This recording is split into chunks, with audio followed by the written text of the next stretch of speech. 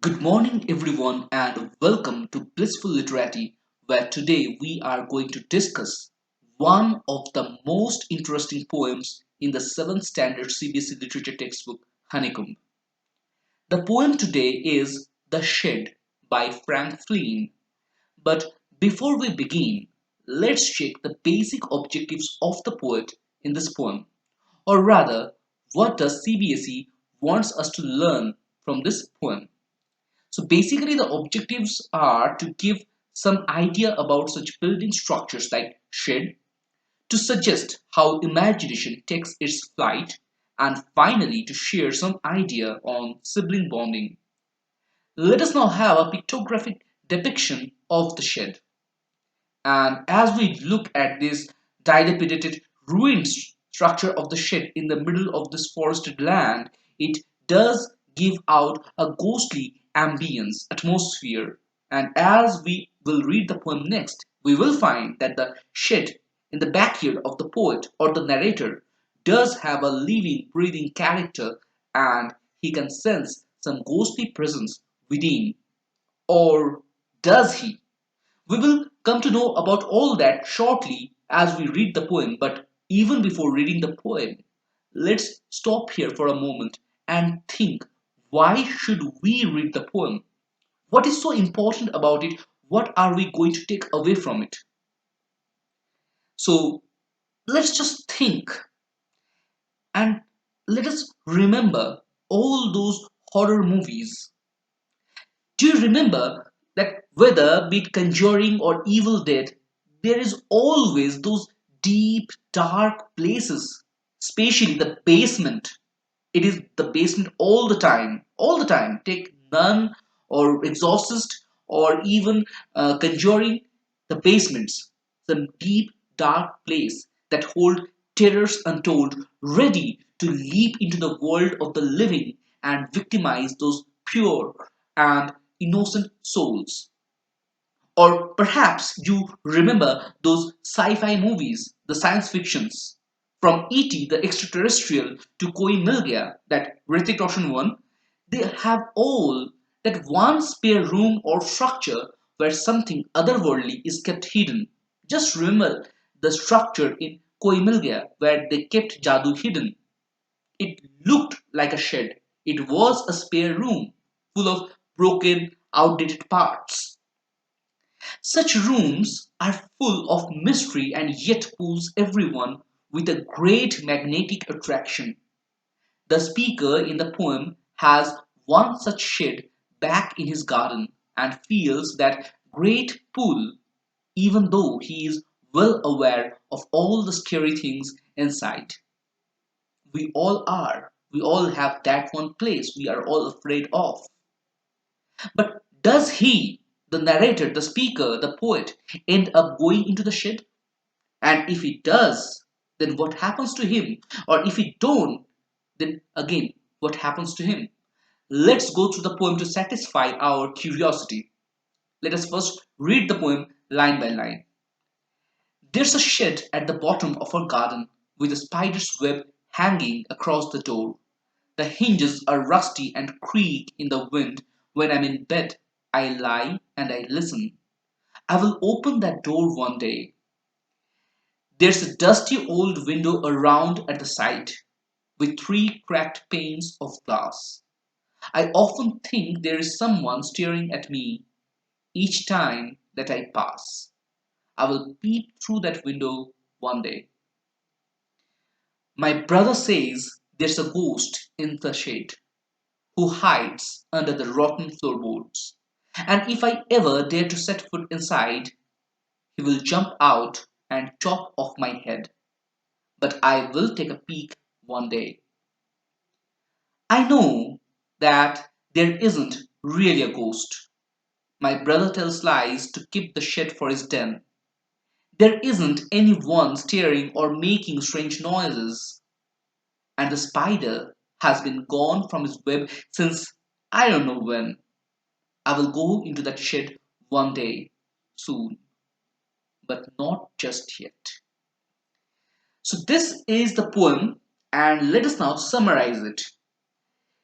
First of all, as we can Easy to understand. There is a shed at the back of the speaker's garden, and that shed is old and now abandoned.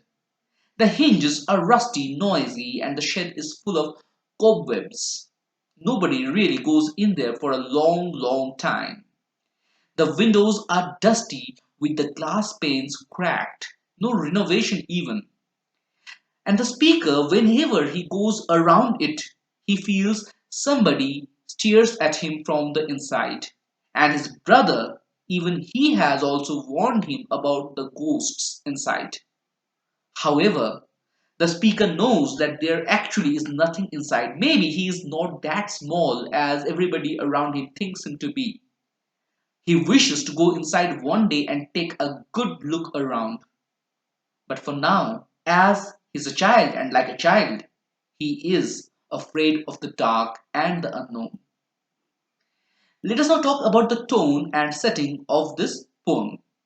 The tone of the speaker is frank and innocent. He speaks without any artificiality and is honest in describing his fears. At the same time, we can sense the attraction to know the unknown working in him. We can understand that even though he dares not go inside the shed, he nevertheless takes good rounds around it. And he hopes that one day he will definitely go in the shed and exorcise all the ghosts which lies therein. Or perhaps he will simply go in the shed to exorcise all the ghosts and demons that remains deep seated within his own self. But we will know all about it when we analyze the poem. For now, let us take a look at the elements at play in this poem. First of all, there is the speaker and definitely the titular shed. And apart from these two, there is a passing reference of the speaker's brother.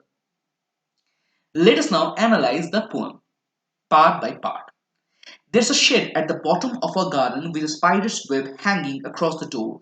The hinges are rusty and creak in the wind. When I'm in bed, I lie and I listen. I will open the door one day. So the poet, he takes on the persona of a little boy as he goes on to describe a shed in his back garden.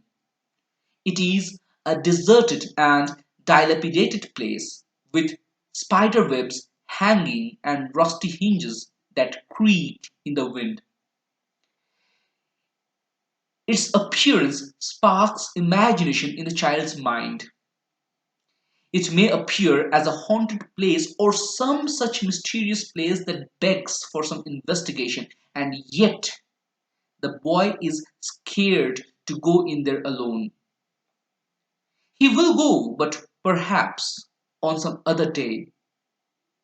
He feels a bit frightened when the wind makes the rusty hinges creak, but at the same time, there is the opposite attraction where he wants to open the door wide and look inside. Let us now have a look at the word meanings first. Shed, a small structure built for shelter or storage, usually single-storied in nature. Spider's web. We also use the term cobweb, the network woven by a spider's silken thread. Hinges, that jointed or flexible device on which a door or other swinging part turns. Rusty is affected by the reddish-brown coating formed due to corrosion of iron in humid weather. Finally, creak, a squeaking sound as a result of being old and worn out. Remember the sound that comes in horror movies whenever the characters they open the door of the old, really old and haunted houses. That is a creaking sound. Let us now analyze the second part of the poem. There's a dusty old window around at the side with three cracked panes of glass. I often think there is someone staring at me each time that I pass. I will peep through that window one day. So the boy, he continues with the description of the shed. His vivid description recreates the shed with its cracked glass panes in the reader's mind.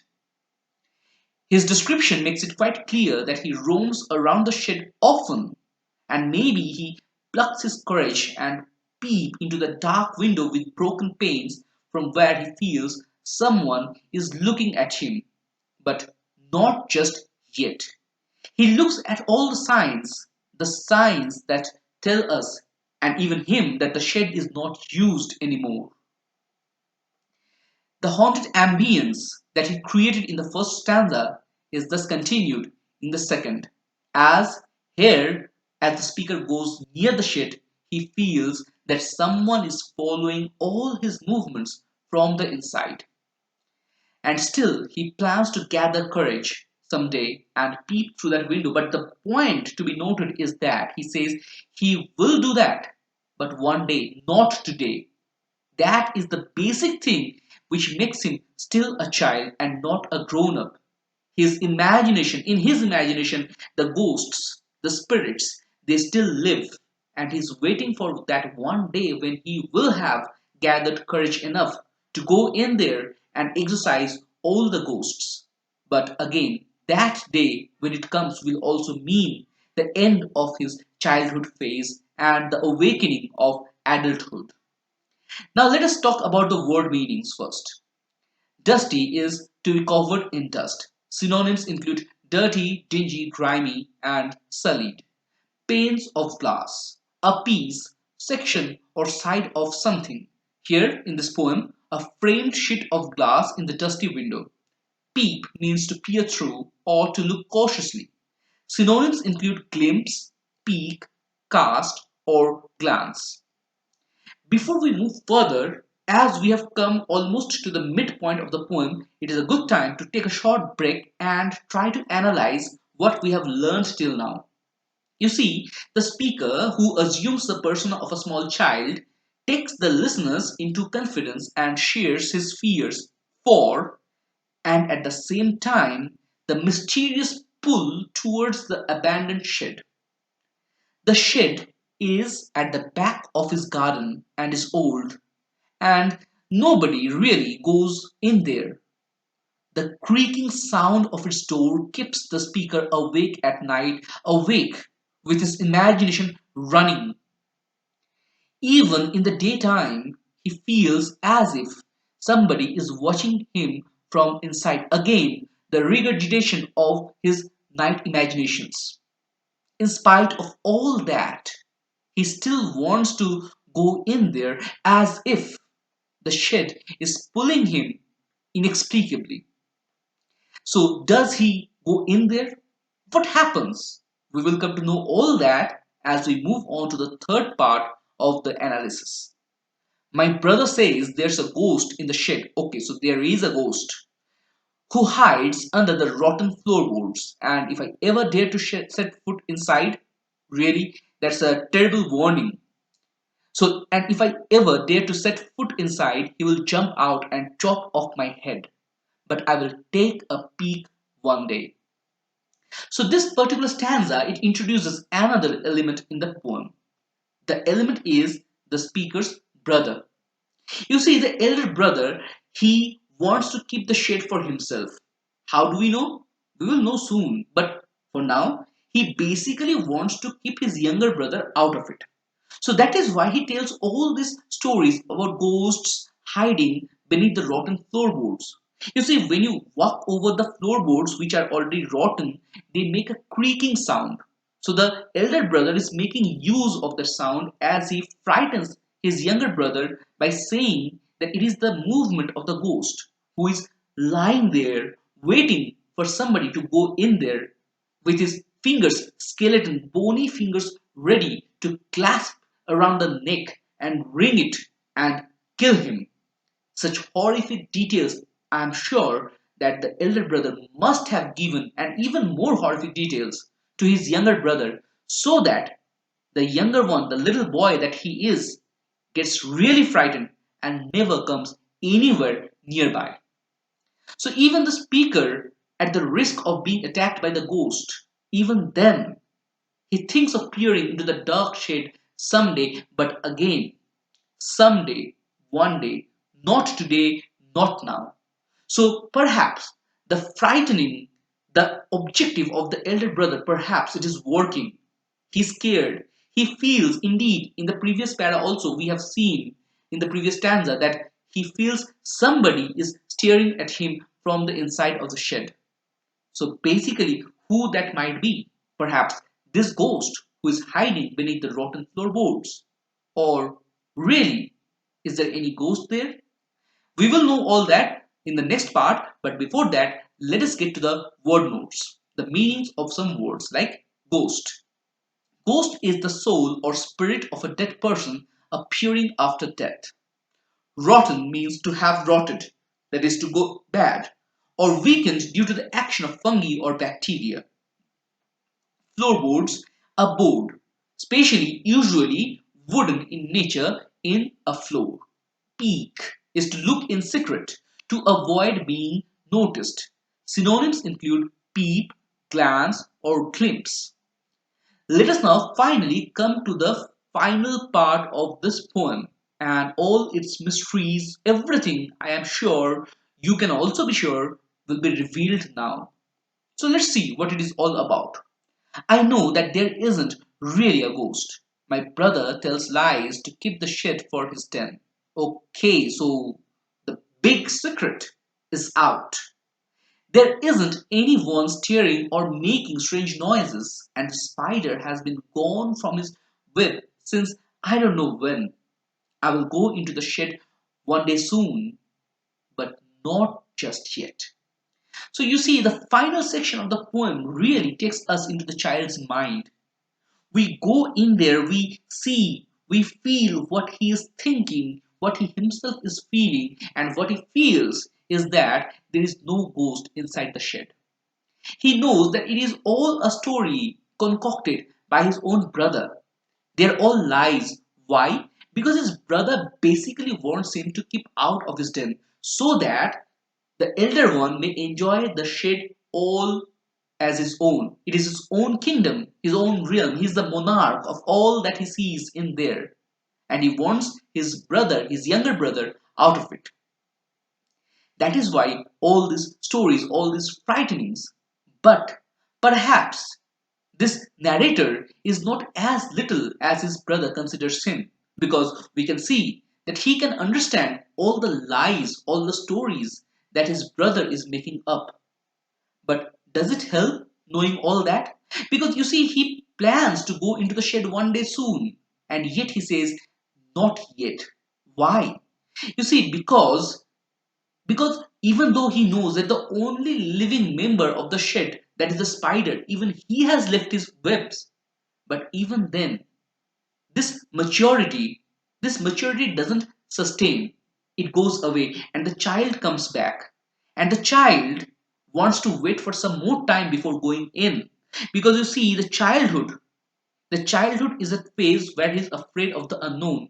It is the child within all of us that makes us inexplicably, illogically afraid before we take some risk, afraid of the unknown future. It is a child within us. The adult, the mature one will understand, will know that there is nothing to be afraid of. There is nothing really out there to scare us. But even then, we don't understand. We don't appear even after having all the information, all the facts. Even then, we don't understand. And that is the child self within us. The childhood self, the mature self, both lies within. And phase by phase, they come and they go. So this poem depicts both the phases. The adult phase makes the child understand that all his brother is telling him are lies. He simply wants the den, the shed for himself. And the child still makes him want to believe what if.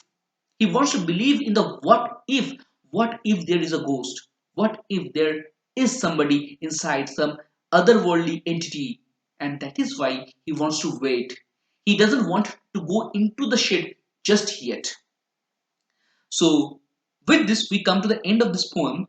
But before we finish it, let us first take a good look at the word notes and then something else. First, the word notes. Den. A small structure for children to play, hide, or provide shelter. Usually, we call den those caves which provide shelter to wild animals, but even human beings can take refuge in such dens. And in a home, It is a small structure, an alcove for children to play or hide, or even the master of the house to work from home, staring to look fixedly with wide open eyes. Synonyms include gaze, goggle, and gape. Strange is unusual or extraordinary, something which is different from the normal. Synonyms include bizarre, odd, or peculiar. Now, before we move on to the form, figure of this poem and discussion on the title, let us stop for a moment again and think about the ending. What happened? We know what happened, what is happening in the poem as we were in the middle of it, but now the poem is over and we should think what actually happened in it. So you see, it is quite clear that the child, he really wants to go inside the shed. It pulls him with invisible strings, but even his brother has frightened him with stories of bloodthirsty ghosts hiding inside the shed. The most beautifully honest part of the poem can be found in the closing stanza. The child tells that he knows all about his brother's lies and there is nothing like a ghost in there. It is as if he is not as small anymore as others may think. His child phase perhaps has ended and adulthood has started to come, and he will surely go into the shed. And just as we think that maybe he indeed has grown up, he blurts out that he will indeed go in there. But not just yet, not just now. And the child is back again with his doubts and inexplicable fear of the unknown. That child lives always within us. We are that child and we are that mature person. We are afraid before taking some risk, and yet we are the one who takes risks. So you see, this poem deals with the two phases of our own life through this image, this symbol of the child, and the unknown future in the shape of the shed. Let us now talk about the forms and figures of this poem. First of all, there is alliteration. Alliteration is repetition of the same consonant sound in close succession, as in lie and I listen, door one day, something's staring, that there. You see, lie and I listen, l sound is repeated. Door one day, the sound is repeated. Someone's staring, s sound is repeated, and that there, the sound is repeated. Also remember that these repetitions always take place at the beginning of the words. Then there is assonance, repetition of the same vowel sound in close succession, as in around at. A sound says there's a. The I sound in time, I. All these vowel sounds are repeated. Finally, there is enjambment. Enjambment is when one line of the poem runs into the next without any punctuation. It just continues without any stopping, as in the first two lines of the first three stanzas. Finally, we come to the title section. You see, the poem hinges on an abandoned shed, as seen with the eyes of a child. He goes on to elaborate his fears and the mysterious pull of the shed that works on him. The shed doesn't remain just a room in this poem. With its abandoned cobwebs, creaky doors, cracked glass panes, rotten floorboards, and invisible eyes watching the speaker, it becomes a living, breathing character in the poem. Therefore, the title is apt for this poem. Here we end our discussion on this poem. Hope you liked it and understood it well. Even if there be any questions, any doubts, you can always leave a comment in the comment section. You can always clear your doubts there. Thank you. So long till we meet again. Bye bye.